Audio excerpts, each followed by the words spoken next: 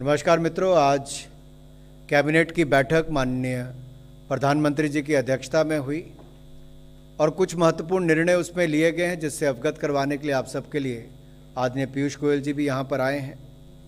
पहला निर्णय रक्षा मंत्रालय से जुड़ा हुआ है और डिफेंस पर्सनल, जो डिफेंस फोर्सेस के हमारे रिटायर्ड अधिकारी हैं, कार्मिक हैं, उनके फैमिली पेंशनर्स हैं, उनसे जुड़ा हुआ है। 1 रैंक 1 पेंशन का, उसकी रिवीजन का। आपको ज्ञात होगा 1 रैंक 1 पेंशन कई दशकों तक पूर्व सैनिक मांगते रहे, लेकिन कभी किसी सरकार ने उस तरह से उस पर गंभीरता नहीं दिखाई। लेकिन 2014 में मोदी जी की सरकार बनने के बाद 1 रैंक 1 पेंशन को लागू करने का निर्णय लिया गया और केंद्र सरकार ने इसको 7 नवंबर 2015 को डिफेंस फोर्सेस के कार्मिकों एवं फैमिली पेंशनर्स के लिए 1 रैंक 1 पेंशन की स्कीम को लागू करने के निर्देश जारी किए और इसे 1 जुलाई 2014 से प्रभावी ढंग से लागू किया गया। आज जब इसमें रिवीजन हुई है तो इसका लाभ कितने लोगों को मिलेगा? 1/7/2014 के बाद सेवानिवृत्त हुए पर्सनल जो हैं उनको पेंशनर्स की हो जाती है, तो 1/7/2014 से पहले 20,60,220 ये पेंशनर्स थे। अब इनको कुल लाभ कितना मिलेगा? अगर वार्षिक में वित्तीय भार अगर कहूं जो पड़ने वाला है, जो अतिरिक्त पड़ेगा वो है 8,450 करोड़ रुपए का। और जो एरियर बनते हैं, क्योंकि इसको जुलाई 2019 से जून 2022 के पीरियड का एरियर भी देने का तय किया गया है और वो 23,638.07 करोड़ रुपया एरियर के रूप में इन सभी डिफेंस फोर्सेस पर्सनल को जो रिटायर हुए हैं और फैमिली पेंशनर्स को इसका लाभ मिलने वाला है। अब 30/6/2019 तक सेवानिवृत्त हो चुके पेंशनर्स की पेंशन को इस प्रकार से रिवाइज किया जाएगा कि उन्हें कैलेंडर वर्ष 2018 में समान रैंक तथा समान सेवा अवधि के बाद सेवानिवृत्त हुए कार्मिकों की औसत पेंशन के बराबर पेंशन मिलेगी और ये रिवीजन 1/7/2019 के प्रभाव से लागू होगा। जो पेंशनर्स इस औसत से अधिक पेंशन प्राप्त कर चुके हैं उनकी पेंशन उसी दर पर मिलती रहेगी। ये फैमिली पेंशनर्स, वॉर विडोज एवं दिव्यांग पेंशनर्स की पेंशन भी इसी प्रकार रिवाइज की जाएगी।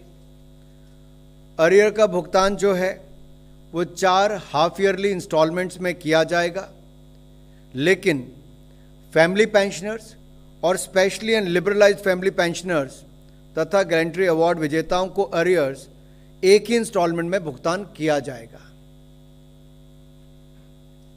जिन डिफेंस पर्सनल ने 1 जुलाई 2014 के बाद अपनी इच्छा से प्री मैच्योर सेवानिवृत्ति ली है उन्हें लाभ नहीं मिलेगा। एक निर्णय तो 1 रैंक 1 पेंशन को लेकर है जो मैंने आप सबके सामने रखा। दूसरा कोपरा से जुड़ा हुआ है 2023 के सीज़न के लिए, जिसकी प्राइस पॉलिसी को आज डिसाइड किया गया है। कोपरा यानी कि नारियल की गरी के लिए वर्ष 2023 के लिए MSP निर्धारित कर दिया गया। मंत्रिमंडल ने उसकी मंजूरी दी है। किसानों के आर्थिक हितों के लिए लगातार प्रधानमंत्री मोदी जी के अध्यक्षता में केंद्र की सरकार ने अहम निर्णय लिए हैं और अगर आप देखेंगे 2018 के बजट में केंद्र सरकार ने किसानों को लागत मूल्य का कम से कम 1.5 गुना MSP के रूप में देने का जो निर्णय लिया था, जिसकी घोषणा की थी, उसको लगातार निभाने का काम किया है। और ये MSP जो है ये commission of agriculture cost and prices की संस्तुतियों के आधार पर निर्धारित किया जाता है। वर्ष 2023 में नारियल का तेल निकालने के लिए उपयोग में लाई जाने वाली फेयर एवरेज क्वालिटी की मिलिंग कोपरा के लिए 10,860 रुपये प्रति क्विंटल तथा पूजा इत्यादि में उपयोग जाने वाली बॉल कोपरा के लिए 11,750 रुपया प्रति क्विंटल का MSP निर्धारित किया गया है। ये MSP जो है ये मिलिंग कोपरा की लागत मूल्य से लगभग 52% और बाल कोपरा के लागत मूल्य से लगभग 64% अधिक है। 2022 की तुलना में भी मिलिंग कोपरा का एमएसपी 270 रुपये प्रति क्विंटल और बाल कोपरा का 750 रुपये प्रति क्विंटल अधिक है। इसके आधार पर पके हुए यानी कि डी हस्क कोकोनट का एमएसपी विभाग द्वारा तय किया जाएगा। पूर्व की भांति इस वर्ष भी प्रोक्योरमेंट का कार्य national agriculture cooperative marketing federation of India limited and national cooperative consumer federation द्वारा किया जाएगा। आगे के निर्णय जो आदरणीय पीयूष जी के विभाग से संबंधित है, मैं उनसे आग्रह करता हूं कि वो आकर उसकी जानकारी आप सबको दें। आदरणीय पीयूष जी।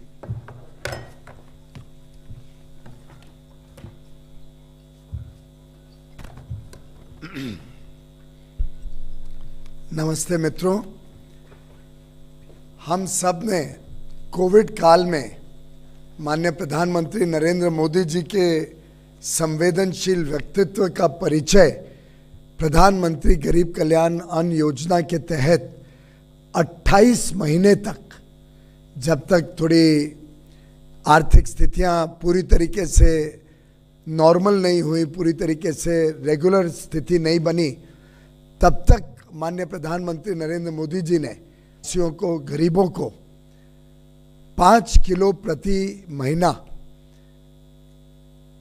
अधिक अनाज देकर एक प्रकार से इस पूरे समय में कोई भी व्यक्ति को एक बहुत बड़ा केंद्र कैबिनेट ने किया है। हम सब जानते हैं कि केंद्र सरकार राष्ट्रीय खाद्य सुरक्षा एक्ट के अनुसार जो अनाज लोगों को देती है, उसके लिए चावल पर 3 रुपए, गेहूं पर 2 रुपए और मोटे अनाज पर 1 करना पड़ता है।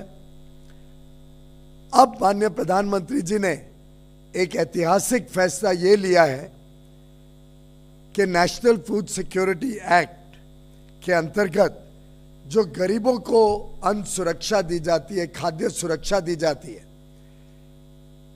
ये अब मुफ्त में, पूरी तरीके से मुफ्त में लोगों को उपलब्ध कराई जाएगी। देश भर में लगभग 81.35 करोड़ लोग जो खाद्य सुरक्षा के नियम के अनुसार अभी तक पैसे देके सब्सिडाइज फूड ग्रेन लेते थे, अब ये जो अन्नदाता योजना के तहत 35 किलो जिन परिवारों को मिलता है, उनको 35 किलो मुफ्त में मिलेगा।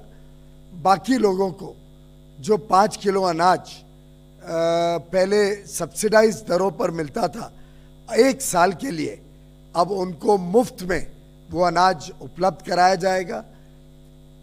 माननीय प्रधानमंत्री जी ने केंद्र की सरकार के ऊपर जो फूड सब्सिडी या अलग अलग प्रकार से जो खर्च आता है, उसको अब बढ़ाकर लगभग 2 लाख करोड़ रुपए कर दिया है।